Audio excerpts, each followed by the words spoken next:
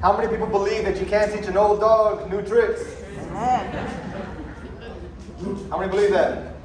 Nope. Not true, right? So our next speaker, he's been to the California Youth Authority. He stipulated 2 times at his parole hearings, which means he told the commissioners that he was not ready, essentially. And so on 2 different occasions, he stipulated to 3 years. He got, on his first appearance, he got a 5-year denial. He's been to the SHU. He was shot. He's been on a level 4. And one of the things he's going to talk about is saying how sometimes people say that we want to change and that we are changing and I'm no longer that person, but yet your behavior and your action says otherwise. Right? We have the words, but we got no follow through. So our next speaker is going to share a little bit about all this and how to share, and going to tell you how you can teach an old dog new tricks and it's never too late to change. I'd like to welcome Mr. Chris DODDS.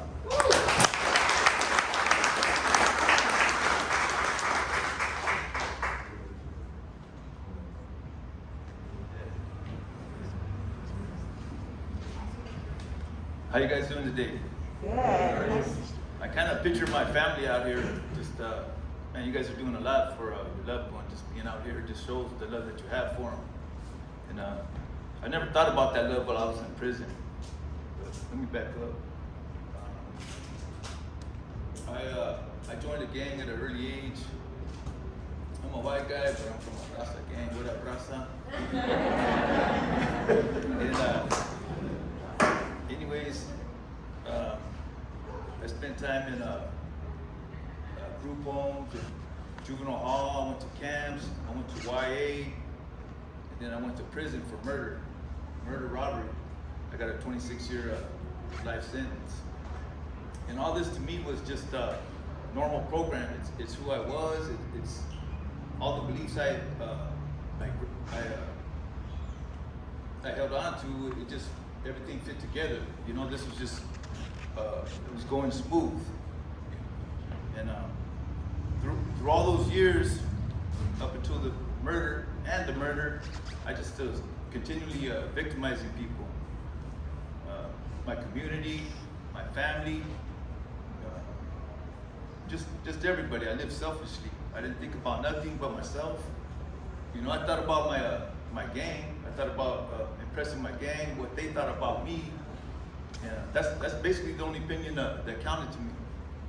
It didn't matter like what hour of time I got home at night or didn't come home.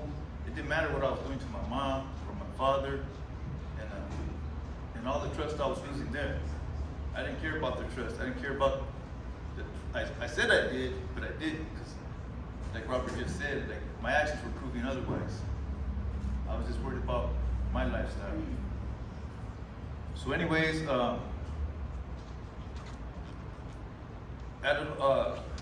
my first 26, I did 30 years. My first 26 years of that sentence, I was hopeless. I believed I was gonna die in prison. That was part of it too. I accepted that. And so I wasn't doing nothing to change. I was living the same way as the first day I came into prison, selfishly. And I never thought about my victim, Hortensio. I didn't think about his family. I didn't think about, I still wasn't thinking about my family. You know, how they had to respond to friends like, well, how's Chris doing? And just all that. I never thought about the little conversations like that, like how difficult it might be for them.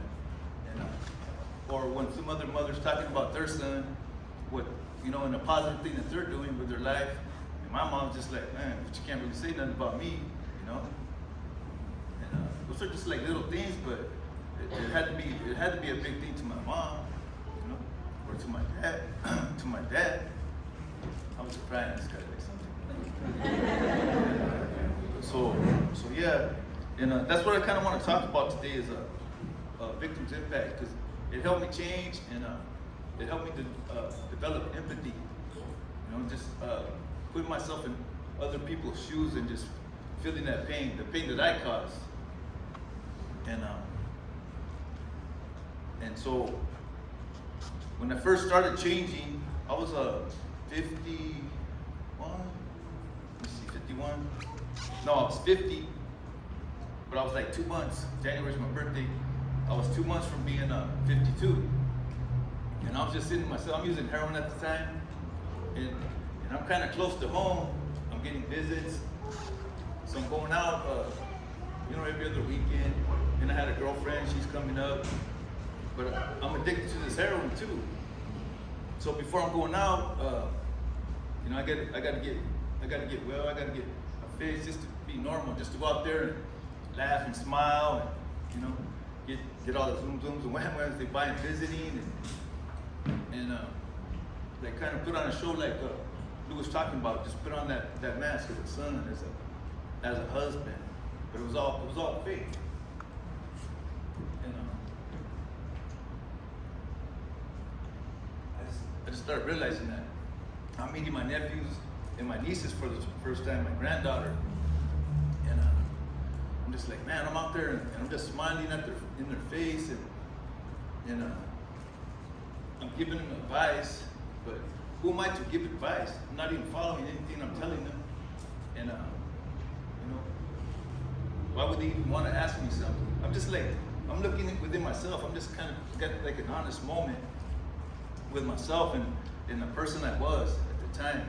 And I'm still thinking, yeah, I'm gonna die in prison. But I just started thinking like, well, I don't gotta die as this person, I could die as somebody with respect, with real respect, from the people that love me. So I just started making that change. I started gravitating to a more positive group, people that were like going to these self-help groups and making changes in their lives. And those changes I seen for myself, because I knew these people, I did dope with them. I bought drugs from them or sold them drugs, or got cell phones from them, whatever it was. But I seen that change in them, and I started wanting that too. And so I did. And one of the first groups to make that impact was Victims Impact, and it made me aware of the scope of my crime, like how many people I truly hurt. And like the obvious one is my victim, his family, them growing up without a son, and how they're gonna remember that every Thanksgiving, every Christmas, every holiday, the day he died, his birthdays. It started hitting me, okay. I started learning about the first responders, the ambulances that come, and they pick these people up off the street with like horrendous injuries, and they take this home with them, and it's just like, I affect their opinion of the world. I affect their safety, how they feel safe in their environment. I started realizing this. The police, I realized how they're affected. And it's the same thing. These people, they take this home, and they might not let their kid go do a certain thing because now they got this image in their head. They know how evil the world could be. And I was responsible for putting that image in their head, for putting that evil out there. But I had no concept of that. And I started thinking about my family, of course. I told you about that. And just how it affected the whole community. So I began to develop empathy. I began to realize, we've been talking about choices and decisions, and that I'm the one responsible for my choices. It ain't what gang I'm from or all these people. In the end, I'm the one that can make that decision, say no or yes. And so I became aware of my choices, and I began to make good choices. I began to get into all these groups, and like I embraced them. I embraced them like I embraced the gang life, all these war beliefs that I was trying to justify my actions with. I began to embrace them like that, like good morals that you read in the Bible, And that, man, Lou's on fire. I like hearing that brother speak right now. I just met him today, man. And more brothers out here like him. So with empathy, like people like seeing that change in me, just like who I became. I stopped doing drugs. Like I ain't did drugs since, right now I got a little over 5 years clean.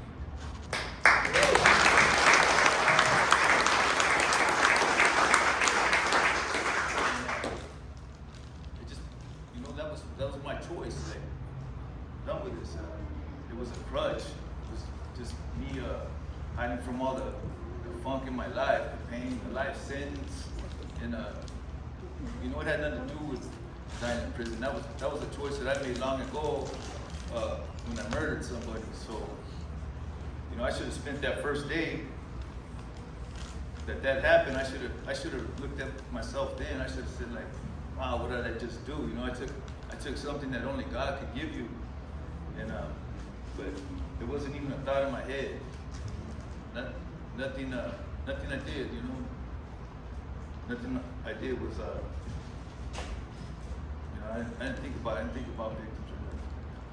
So, with that, with empathy, I was able, you know, to just start making those changes. It gave me that boost, because we talk about regret and remorse, and like, yeah, I regretted getting busted, but it was a selfish regret. I regretted that I was in prison. I regretted that I wasn't able to walk out of my cell when I wanted. So it wasn't remorse. It was just a selfish feeling. I began to understand what remorse was, and it was having that empathy for my victim, and not wanting to be that person that could commit a murder. So it propelled me to take these classes that I needed to get out. You know, like victims impact, criminal thinking, CGA. CGA was real impactful for me too. And NA and all those, a bunch of classes. So what else do I want to tell you? I do know that you guys being here today is great for your loved one in prison. I think the support